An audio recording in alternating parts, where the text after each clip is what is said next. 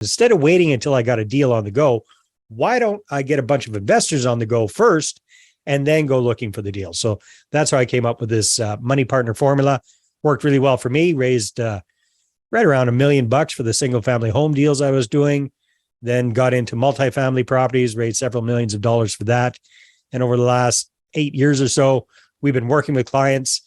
We worked with several hundred of them so far, and we've helped them raise cumulatively about $300 million.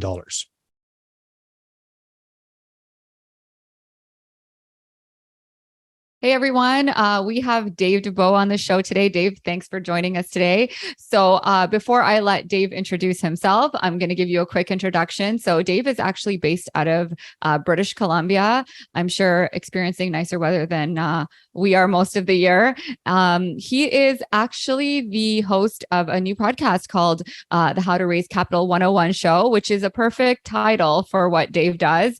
He is an expert in capital raising, and that's why we brought him on the show today. We actually haven't had an expert who's specifically talking about capital and how to raise capital, which is such an important part in most businesses, especially in the real estate business, which is extremely capital heavy. So I know I have lots of questions specifically around, capital and how to navigate some of the things that are going on in the economy right now as it relates to that. I'm really looking forward to the conversation.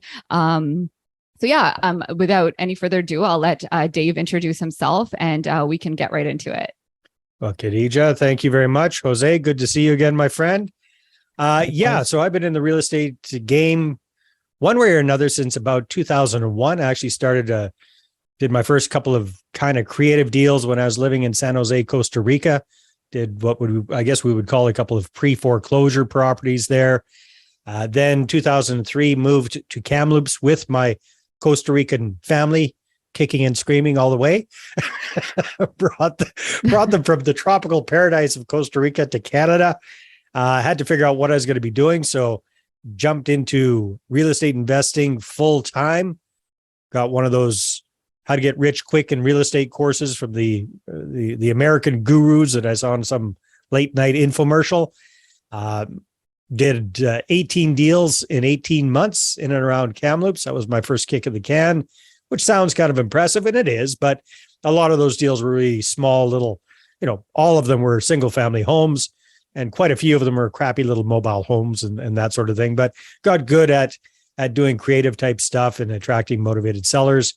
Around 2010, after taking a few years off from real estate investing, got into a strategy with single family homes that actually involved buying the house. So like most folks, I was able to do my first couple of deals on my own money for the down payment, my own credit for financing. And then I hit that wall, ran out of cash, ran out of credit, and had to start figuring out how to raise money. And what I found, you guys, was pretty much all of the information that was out there didn't work nicely for me. So I'd heard all the real estate gurus say, hey, just find a good deal and the money will magically find you. Well, that ain't how it works, right? So yeah. So I did find a deal. I remember it vividly. I had this great deal under contract. It needed $85,000 and somebody to qualify for financing for the deal. And that's when I started scrambling around trying to raise money. I tried cold calling and networking and schmoozing and spamming everybody I knew with my deal, and raised absolutely zero capital. Turned a lot of people off, got some egg on my face. And after the smoke cleared, that's when I decided, you know what? I've got a background in marketing. Why don't I apply this whole marketing thing to raising capital? And instead of waiting until I got a deal on the go, why don't I get a bunch of investors on the go first and then go looking for the deal? So that's how I came up with this money partner formula. Worked really well for me, raised right around $1 million for the single family home deals I was doing. Then got into multifamily properties, raised several millions of dollars for that. And over the last 8 years or so, we've been working with clients. We worked with several hundred of them so far, and we've helped them raise cumulatively about $300 million. Wow, very impressive. So obviously what you're teaching them is definitely working. Can you briefly describe what this money partner formula actually is?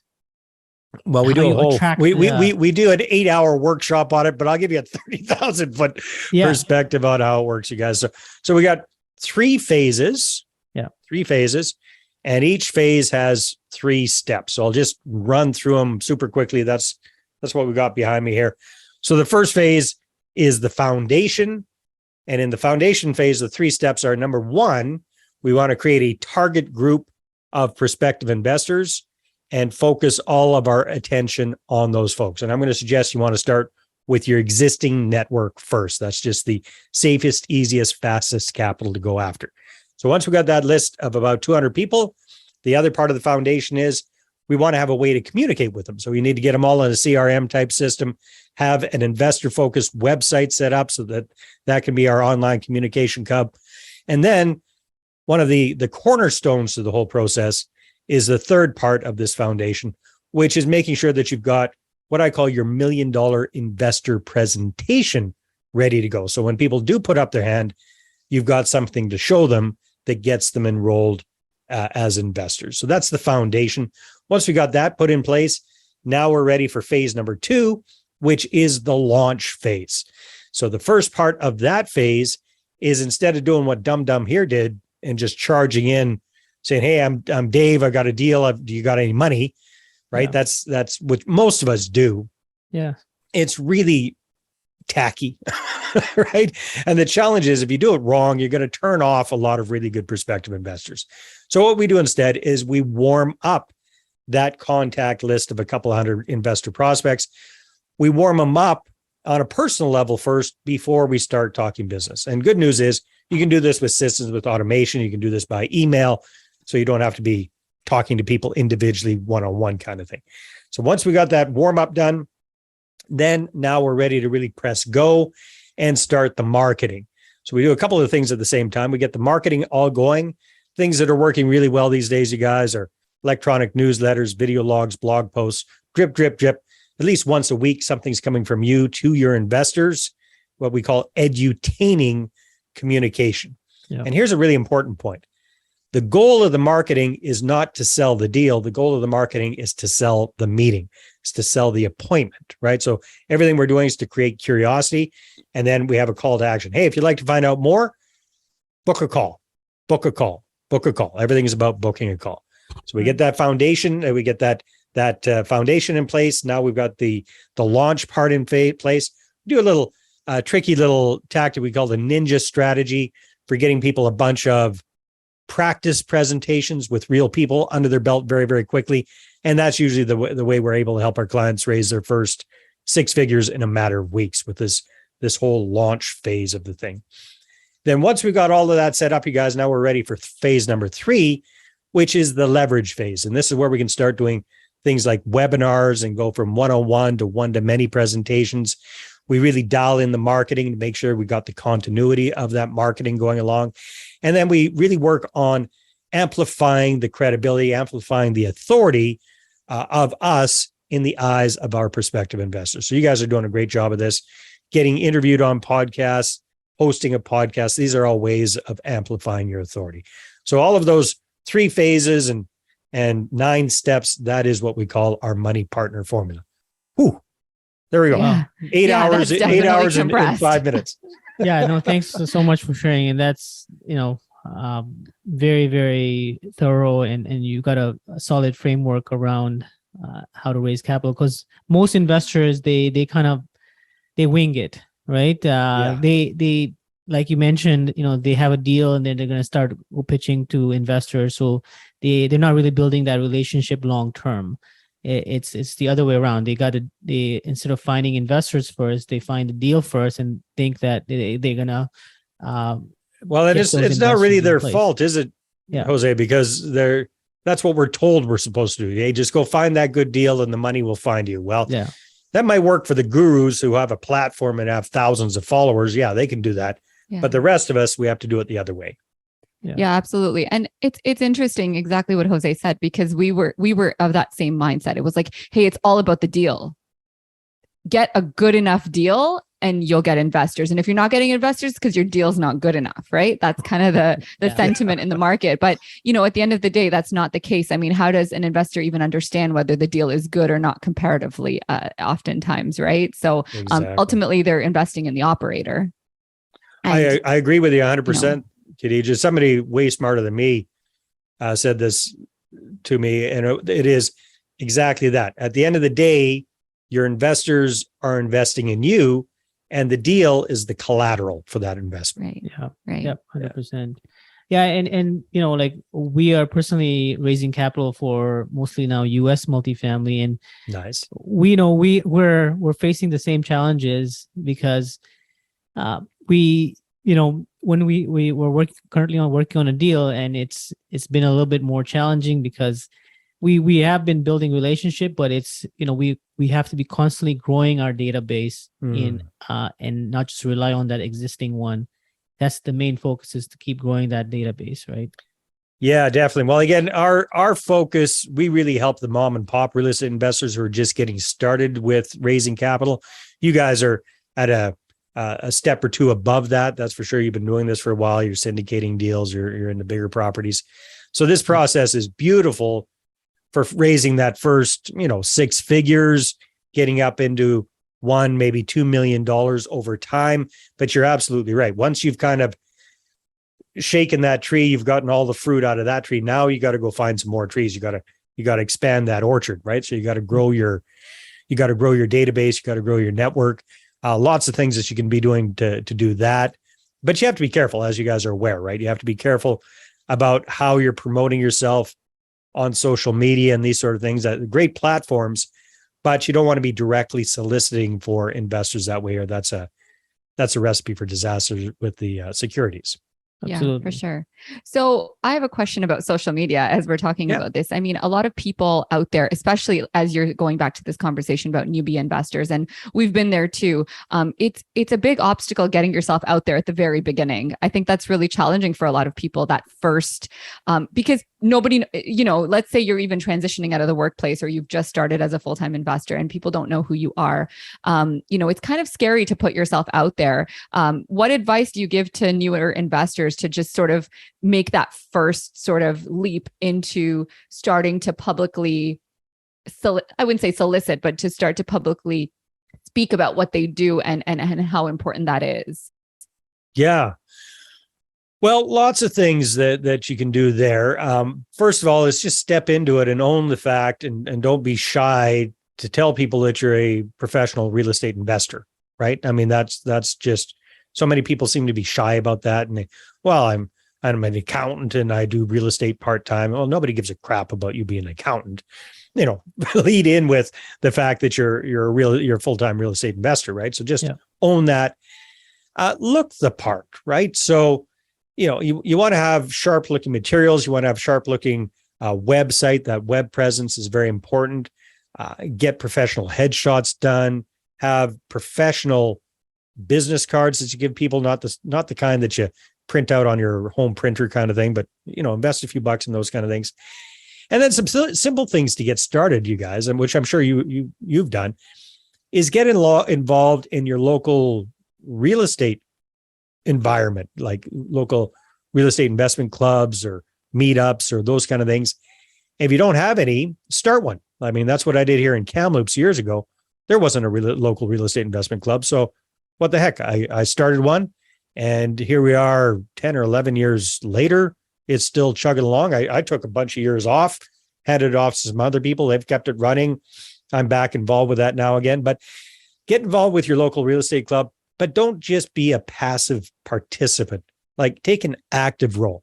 And even if you're the shyest wallflower, that doesn't matter. Just stretch out there a little bit. You don't have to be the main speaker, but perhaps you could even just help out taking registrations at the beginning of the meeting, just so people start to see your face, get to know you, mix and mingle, expand your network that way. I think that's probably one of the fastest ways, you guys, because I don't know about you, but my experience with real estate clubs has been that it's about, it's like the Pareto principle, the 80-20 rule.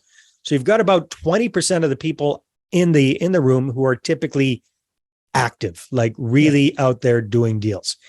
And you've got 80% that are in some stage of just getting started, absolute beginners, or super duper part timers that are just doing onesie twosie deals every decade kind of thing. So, so there's a large group of connections there who've already drank the Kool-Aid about real estate. So you don't have to educate them about the big benefits of it, but for whatever reason, they haven't pulled the trigger yet. So a lot of those people could be really good partners. Right. And you've been doing this for a long time. What are some of the big mistakes that you're seeing other real estate investors make when they're looking to raise capital? Well, some of the stuff we already touched on. So waiting until they got a deal and then scrambling around like crazy trying to raise capital, because it doesn't matter how good the deal is. If you are desperate for the money, that is going to ooze out of you, right? That desperation is going to ooze out, and it's actually going to turn people off because they just feel like you're needy, and that creeps them out. So again, don't wait until you got a deal on the go to start the whole capital raising thing. Start it, ideally before, at least at the same time. Be doing both. Well, at your stage, you guys, you know this. You got to be doing both, right? You're looking for investors and you're looking for deals all the time. So that's kind of the mindset you got to have.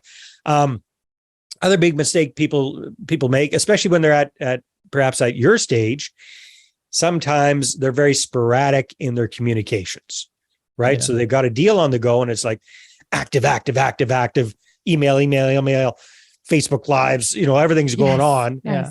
And then maybe they raise the money, maybe they don't, but they get the deal on the go. They get busy with that and they forget about the marketing. And it's just crickets right, for months on end. Yeah. Guilty. Yeah. Well, here's the challenge, you guys. And I appreciate you being honest about that. But here's the challenge. We got to think about it. People want to invest and people feel comfortable investing with operators who are consistent and reliable, right? So if your marketing is hit and miss, that's inconsistent and unreliable.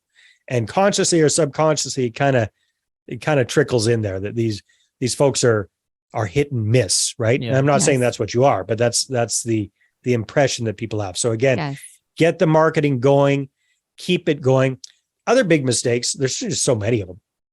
When it comes to the marketing, a lot of us assume that our investors are real estate nerds like we are. I say that with love and affection, but here we are we love talking real estate, and we love the jargon, NOIs and IRRs and cap rates and all this stuff that the average human being does not know what that means. Even the average accredited investor doesn't really know what that means. So we overdo it with the communication when we do. So we end up giving too much confusing jargon. We end up sending way too many graphs, charts, and Excel spreadsheets and all this kind of stuff that the average person doesn't care about, right? So when it comes to the marketing, here's the big idea. Don't try to use your marketing to sell a deal. Use your marketing to sell a meeting, to sell an appointment. That's the whole goal of that marketing. Hey, create some curiosity. Hopefully, what I like to call is edutaining communication. A little bit educational, hopefully a little bit entertaining, and then with a clear call to action. Hey, if you'd like to find out more, book a call. Everything's trying to get that one-on-one meeting, which is there. That's where they have the opportunity to enroll people, right? Yeah. And my definition of enrolling somebody might be a little bit different. It's not necessarily to get them to cut a check for me right away. My definition of enrolling somebody is to get them to sign off on an expression of interest. And my whole goal is to get as many of those expressions of interest in the pipeline as possible, so that when I've got that next deal, I've got all the people who've already put up their hand and seriously said, hey, you know what? I'm interested. When you got a deal, I want first opportunity at that one. Right. Oh, wonderful. Yeah, it's like your qualified leads, right? They call them in marketing. They're qualified in some form. Super qualified. In fact, these, in the capital raising, you got different expressions for it, but, man, I'm drawing a blank right now, but basically it's getting somebody seriously committed. So you got, with commitments, right? So you've got hard commitments. That's when somebody's cut you a check or signed off on a contract or both. Right. You've got soft commitments, which is usually somebody just saying, yeah, I'm interested. When you guys have got a deal, tell me about it.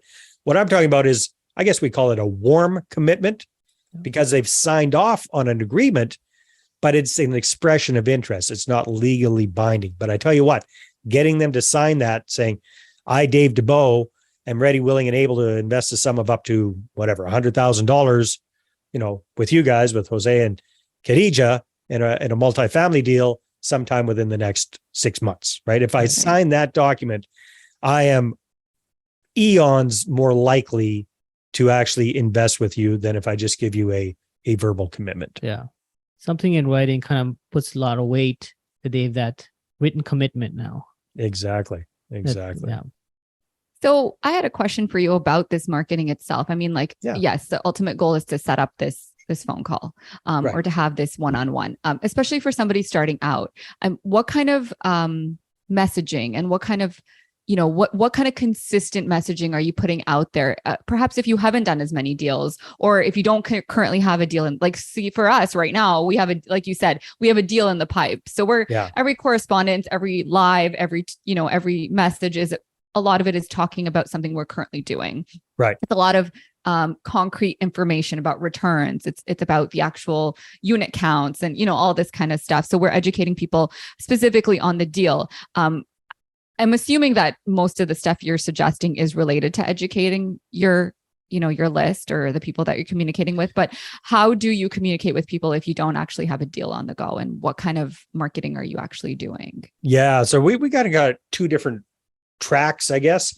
So the main marketing message is going out to all 200 people on the list, or whatever your list size is. That's pretty general, right? So for example, in your case, you guys are focused on multifamily properties. I believe you do most of your investing in the States. Is that correct? Yes. Yeah. So the consistency we would have there is we'd be always talking about the big benefits of multifamily investing, right? So you could be doing a blog post about that, a video log about that, but not about the whole thing. You just take little bits and pieces, right? So let's say you come up with the top 10 reasons why we love multifamily, right? And then that could be 10 different little pieces of marketing. You don't want to do one huge one with all 10 in it. You want to do 10 little ones with bite-sized edutaining chunks. So that would be one example. Another great example for multifamily would be something like how the money's made in multifamily. So I'm aware of up to 8 different, what some people call profit centers in a multifamily deal. So right there's 8 different pieces of communication that we could have. Hey, today, we're doing a video log. Today, I'm talking about one of the 8 different ways that our investor partners and ourselves profit from a good multifamily deal. And today we're going to be talking about cash flow and why cash flow is the king. And then so you do your whole little thing about cash flow. That's that one. And then at the end, it's a quick call to action. So if you're interested in finding out about the other 7 profit centers, a couple of choices. Give us a call. Let's have a conversation. We can see how this could work for you, or stay tuned for our next video update. And we'll be talking about profit center number 2, something like that. Right. Yeah. So that could be something. So there you go. You got the big benefits of multifamily, top 10 reasons. You got your 8 profit centers. Perhaps you could do other communications about the markets that you're investing in, why we've chosen the United States, or why we've chosen this particular, why we're in Canada and investing in the States, so the big benefits of that. Yeah. So there's, another top 10 reasons or whatever you come up with there. There's 28 pieces of content right off the top of my head. Yeah, nice. Yeah, for sure. And maybe we can go a step forward to the actual call. So now you've, set up all this marketing, you get your first phone call booked, and somebody wants to have a call with you. Yeah. Talk to us a little bit about, is there a framework for this specific call that you have? And what are some tips for objection handling on these funny calls? I was working all day yesterday. I was just working on what I call my ultimate investor enrollment script. That's awesome. So I got it. Because I mean, for me, personally, it's interesting. Like one of somebody I spoke with the other day called us a generation of keyboard warriors, right? Where we're really good at hiding behind our screens. Yeah. Everything that we put out marketing wise, even video marketing, oftentimes it's done in the comfort of your own space, and then you're putting it on a screen, right? So you have a chance to do it many times. You have a chance to have a script. You're very comfortable. But that actual phone call for a lot of people can be extremely challenging, and myself included. Like, you're actually in the hot seat. You don't know what's going to be coming at you, and you don't know what kind of objections you're going to have to handle during that call. That's a really good point. So first of all, I hate having phone calls, right? So that's why we've created a presentation, a slide deck presentation. Some people call it a pitch deck, but I don't like that term. But if you've got a slide deck presentation to walk people through, does a couple of things. First of all, it gives you a reason to get together if they live in the same area as you do. So my preference is always, wherever possible, to meet face to face with the other person. It just, I like being a keyboard warrior myself too, but when it comes to raising capital, if you can be in the same room with the person, you just pick up the vibe a lot better. Does that make sense? Yeah. Now, the other thing is, when you've got this presentation, it gives you something to focus on, gives them something to focus on, and it keeps you on task, right? Because I have a tendency to go off on tangents. So this keeps me focused. And if you got a really good one, it's well organized, well designed, and it starts getting you really good, consistent results, right? So that would be a big tip there. And as far as, there's so much psychology around there. Basically, the first phone call might come in. Somebody's reaching out and saying, okay, hey, you guys, I've been seeing your marketing. I'm interested. Tell me more about this deal. So the first thing I want to do is just kind of pre-qualify the person a little bit over the phone.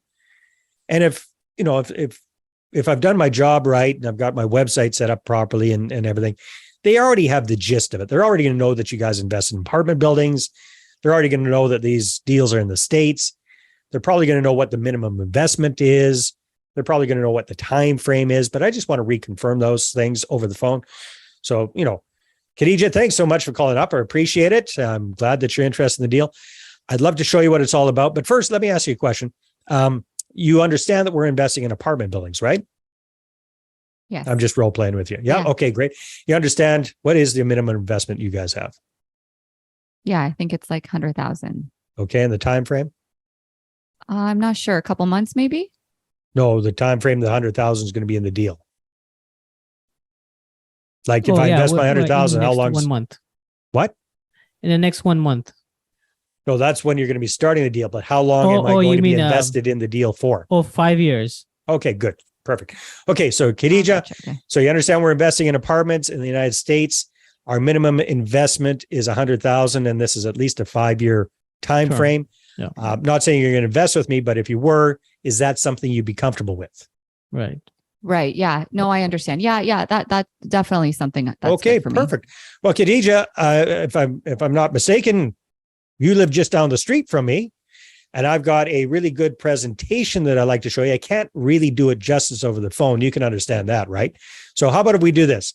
How about if I take you and your lovely husband, Jose, out for coffee, and I'll show you what it's all about. Does that make sense? Right. Okay.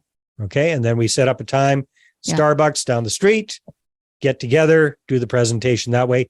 Now, if you live, not which you do, you live on the other side of the country from me, you're doing this over the phone, you say, okay, Khadija, I can't do it justice over the phone. How about if we do this? Let's set up a time. It'll take about 40 minutes, and I'll walk you through it on Zoom. Does that make sense? Yeah. Okay. Then we set up the time and we do the presentation, share the screen, and walk through the presentation on Zoom. Yeah. So and if there's ever an objection to meeting in person, like your go-to is always to try to at least get the Zoom call. Yeah, for sure. You will say, I really can't explain it over the phone. That's why I put together a presentation. Trust me, it's going to be a lot more interesting for you to look at the presentation than to just listen to me blather on. So yeah, we got to do this. And if they won't do it, if they absolutely refuse, then guess what kind of an investor they would be? Right. An absolute pain in the ass, right? Of an interest anyway. Yeah. Well, or if they do have interest, they're going to be a control freak, and it's not going to be good for you. Right. Yeah, absolutely. No, that was brilliant. Yeah, no, Very some really good valuable. points. I think that a lot of people don't do this, including myself. And a lot of times people will frame the conversation that, hey, like I just want to chat with you. I just want to get a few more details. I just want to get some information. And they'll kind of lead you into having that open-ended phone call. And you're 100% right that those open-ended phone calls can turn into you wasting 1 hour. Okay. Yeah. No, I mean also just going off tangent and speaking about a lot of different things, answering a lot of different questions that are not really relevant to the actual gist of what the call should be about, which can just happen, right? Whereas if you're on a Zoom call and you have a presentation, you're right. It's a lot more directed, and the objections are handled before they're asked. Exactly. And here's the other thing we got to keep in mind. So one of the things that I always recommend is that we plant the seeds of the questions the investors should be asking us right before we get into the whole presentation. So if I'm sitting down with you guys, let's say we're at Starbucks or on Zoom, doesn't really matter. Leading up to a presentation, I'd say something like this. Hey guys, thanks so much. Appreciate your time. I know you're busy. I'm busy too. In fact, I put aside about 35 minutes for our meeting here today. So if it's okay with you guys, how about if we just get down to it and I'll show you what it's all about. Okay, so we get started that way. Okay, perfect. And as we go through the presentation, chances are you're going to have some questions for me. You're probably going to want to know, why is it that we like investing in multifamily properties, apartment buildings? Why are we doing this down in the States instead of Canada? What's the kind of typical time frame for these kind of deals? What are the big benefits for these kind of apartment building deals? What are some of the pitfalls or some of the drawbacks to this? So you guys, are you comfortable asking me those kind of questions? Right. Yeah. For sure. So here's the thing. Yeah. But here's the thing. We know all of this stuff, but we make a big mistake if we assume that our prospective investor even knows what kind of questions they should be asking us. Right. Yes. So guess what? We just planted the seeds of the questions they should be asking us. And guess what we're going to cover in our presentation? We're going to be covering all of that stuff. So when we get to that part, you're going to be thinking, hey, yeah, I was kind of wondering about that. No, you weren't. You weren't wondering about it until I planted that seed in your mind, right? So it really, really helps. And then that, and then you guys want a big trick on how to overcome objections? Yes. Yes. Absolutely. Brainstorm the absolute worst questions you'd ever want anybody to ask you. So give me an example. What's like the worst objection you've had or you're scared of having or would rather not deal with? What would be something that kind of makes you nervous a little bit? I would say one of the objections, it's, I need to check with my spouse. Okay, yeah, that would be an objection there. So also like related to risk. People always have risk related objections. Yes. So like what if like we lost all, like what would happen if something happened and the deal went south? Like would we lose all our money? Exactly. Perfect. So if you know that that's an objection, then put it out there yourself. Right. So for example, I like to go overboard. So in my presentation, one of the frequently asked questions I have in there is, well, Dave, sounds good, but what happens if we start this deal and 3 months in you get hit by a bus and you're dead? Yeah. Yeah. Of course. Yeah. Of course they asked that. Actually, I recently got asked that same question. Somebody asked us too, like, what if something were to happen to me? And then he said, oh, like she'll handle that. And he's like, what if something happens to her? Yeah. What if you're both in the same car at the same time? The bus hits both. I mean, it's a valid question. Exactly. Yeah. So you think of these things ahead of time. Okay. What happens if you buy an apartment building in Fort Myers, Florida? Yeah. And a freaking hurricane comes through. Yes. And flattens the whole thing. What happens then? Okay. Yeah. So those kind of things, if instead of kind of hoping to heck nobody asks those questions, you put them out there as one of your FAQs. And then you talk about what you're doing to minimize the chance of that happening. And if it were to happen, what you would do to deal with it. So we don't want to just leave them hanging with what are the worst case scenarios. Right. So what do we do to try to make sure this doesn't happen?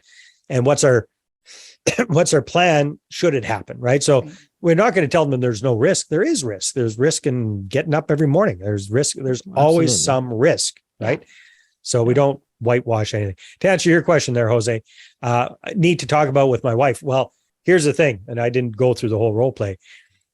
When I'm setting up that meeting, I'm making sure that every decision maker is there, right? Because here's the challenge. This is a big, big, big one. If I meet with you, Jose, and Khadija is not there, or anybody, and the wife is not there, okay, and the guy gets all excited about investing in the deal, then he's going to rush home and try to sell his wife on the deal, try to convince her. In the meantime, between when he's left and gone home, he's forgotten 80% of what you just told him, right? And then he's going to screw it up. He's going to mess it up. And she's going to say no. And it's almost impossible to change her mind. All right. So you need both people there. You need this. The man thinks he's in charge. He's not. The woman is in charge of the finances with the vast majority of North American families. It's the truth. Really? Right? Yeah. Oh, yeah. Wow. By far. Fascinating. Yeah. You know this. So always have all the decision makers there. If you show up and then reconfirm, like the day of, you're going to be meeting with somebody. Hey, Jose, just want to reconfirm that you and Khadija, we're going to meet for coffee and go over this. If you show up without Khadija, we'll have coffee, but I'm not going to do the presentation. I'm going to reschedule that. It's a package deal. It is a package deal. It is. Yeah. Otherwise, you're wasting your time. You are completely wasting your time. For sure. No, that's really good. This has been absolutely amazing and yeah, I think very that this valuable. is it's such an important conversation because we talk so much about the tactical side of real estate, right? Like the execution of the deals and all of that great stuff, which is, I mean, obviously extremely important to being successful, but without the capital, there's no deal. Exactly. And exactly. you know, we can speak for ourselves that, you know, there is a cap that you always reach without raising capital. Like you can get into the game and you can grow, but at some point there's going to be a moment where that growth has to stop unless there's some sort of capital injection into the business. So absolutely, you know, this is such an integral thing. And I think that for investors who are starting out, like this is something that they should. So I'll be honest with our journey. A lot of the questions I asked you were personal because we were camera shy. We were afraid to talk about what we were doing. You know, kind of like the imposter syndrome stuff going on. Like, you know, you also don't want to brag. You don't want to put yourself in the spotlight. Like there's all these mixed emotions going on as you're climbing the ladder of success.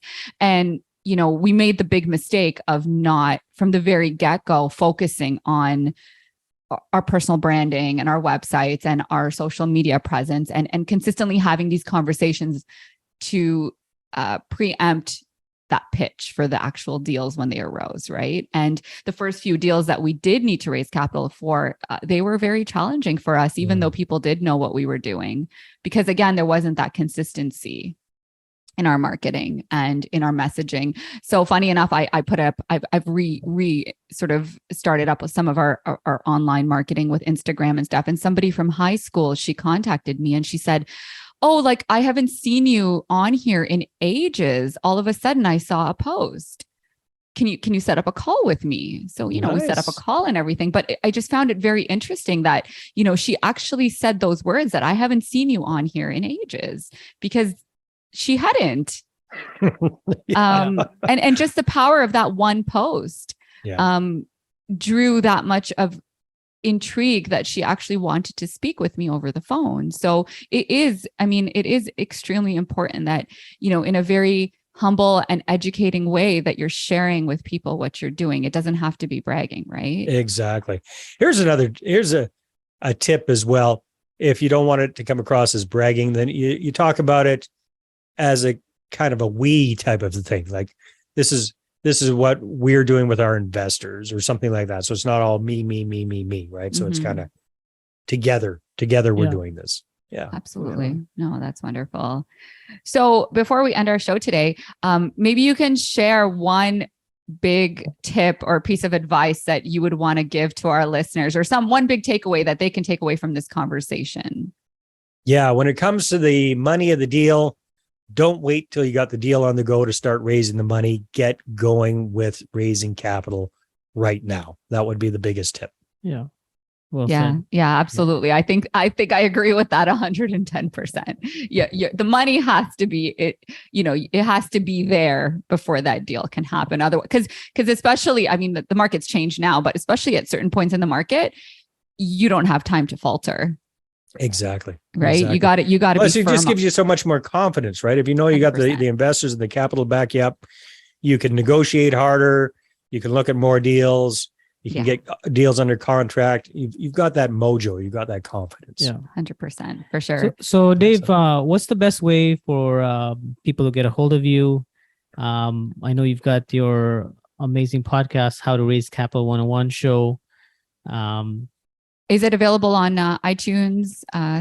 It should be available anywhere people are listening to podcasts. We've got stuff going on YouTube. We've got a website set up for that, raisecapital101show.com. Okay. So that's where you can check that out. And the first, it's kind of cool. The first 9 episodes of the show are like a mini course on my 9-step money partner formula. So no opt-in required. You can just go there, listen to that. Only thing I'll ask is if you like what you hear, leave it, subscribe and leave a rating and review. That would be great. Yeah, absolutely. We'll put that in our show notes, raisecapital101show.com. We'll try to link the How to Raise Capital 101 show so people can listen to it on, I'm assuming, iTunes and Spotify. And are you active on social media?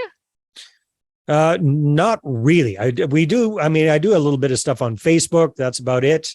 But Instagram and all those TikToks and all that kind of stuff. No, I'm an old dude. I'm a dinosaur. I don't know how to use TikTok either. I don't blame you. Yeah. So yes, but if you want to check me out or connect on Facebook, feel free. Absolutely. As well. Yeah. Thanks again for being on our show, Dave. My pleasure. Thank you for having me. All right.